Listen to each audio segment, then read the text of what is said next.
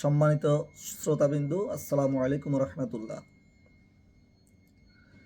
দীর্ঘ 18টি মাস আপনারা এই দখলদার ইউনূস সরকারের শাসন ব্যবস্থা দেখেছেন। আমি আজকে সেই দিকে কথা বলবো না। আজকে আমি বলতে চাই, বাংলাদেশে একটি উন্নয়ন সংস্থা রয়েছে যার সংক্ষিপ্ত নাম হচ্ছে বিডা, যার মিনিং হচ্ছে বাংলাদেশ ইনভেস্টমেন্ট ডেভেলপমেন্ট অথরিটি।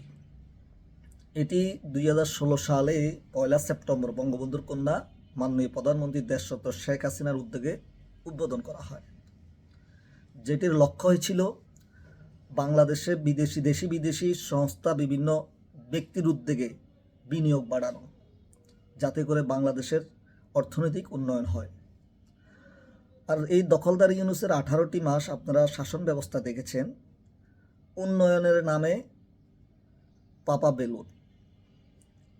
এই বিডার দায়িত্ব দেওয়া হয়েছিল একজন মানুষকে বিদেশ থেকে এনে, যার কাজই ছিল বিভিন্ন ব্যক্তি, বিভিন্ন দেশের বিনিয়োগকারীদের সাথে যোগাযোগ করে এই দেশে বিনিয়োগ বাড়ানো।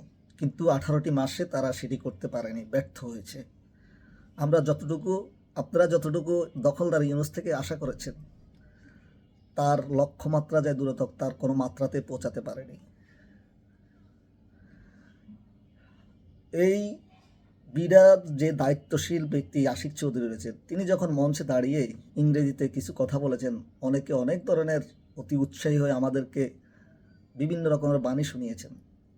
কিন্তু তার কাজ বাদ দিয়ে সে সেনাবাহিনীর সাথে হেলিকপ্টারে প্যারাশুটে উঠে বিনিয়োগ আনার প্রয়োজনীয়তা মনে করে না। বাংলাদেশের অর্থ ব্যয় করে হাজার হাজার কোটি টাকা লুট করে বাংলাদেশের বন্দর দিয়ে দেওয়ার চেষ্টা করেছিলেন।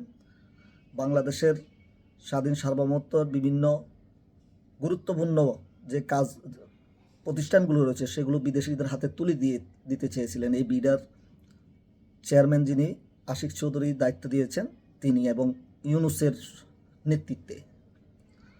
আপনারা ইতিমধ্যে তাদের শাসন ব্যবস্থা দেখেছেন। তথাকথিত নির্বাচনের নামে ক্ষমতা দখল করে আরেকটি শাসন ব্যবস্থা আপনারা দেখার জন্য প্রস্তুত থাকেন। আজকে আর কিছু বললাম না। সবাই ভালো থাকবেন, সুস্থ থাকবেন। জয় বাংলা, জয় বঙ্গবন্ধু।